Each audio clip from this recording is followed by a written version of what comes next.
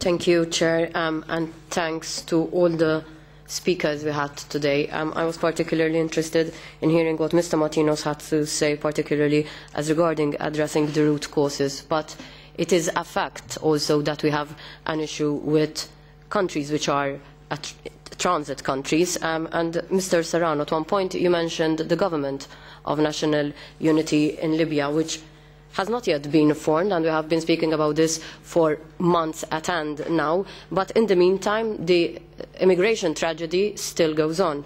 So I would like to know what your perspective is as the External Action Services regarding Western Libya, because this region is controlled by the Tripoli government that has not yet been recognised by the international community, and if the EU is not willing to cooperate with the Tripoli government, then how are we going to combat smuggling and trafficking in that area, and what other alternatives can be to this situation?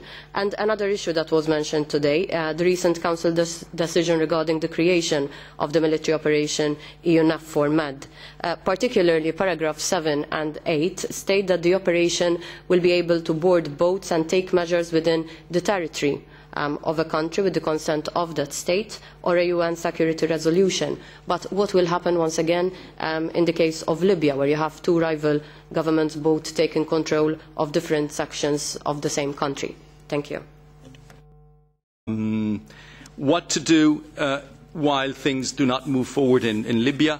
What we're doing certainly is insisting on and pushing and encouraging, and I mentioned earlier the very intense and direct contact of the High Representative herself, diplomacy again, with the United Nations, with the Special Envoy of the United Nations, Bernardino Leon, with also the parties in Libya.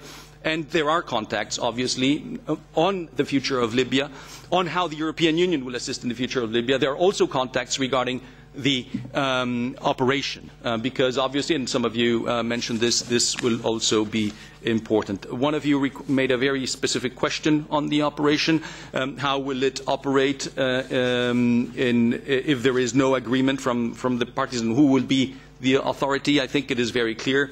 There's this reference to the UN Security Council resolution, which would allow, depending on how it will be adopted and what it will contain, but would allow interventions in waters of countries even without consent, if that is what the resolution says. So we will have to see in what terms the resolution is drafted.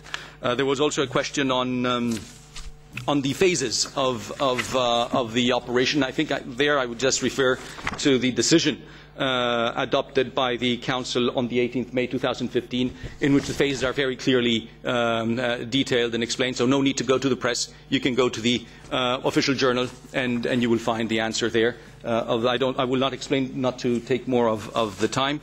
I don't know if I've left something, but I know other people have to speak, and I already took too much time at the beginning. So I thank you very much. We remain ready to be in touch with you at a bilateral level, or this committee again at your disposal, and to provide any more clarifications as the process goes further. Thank you very much.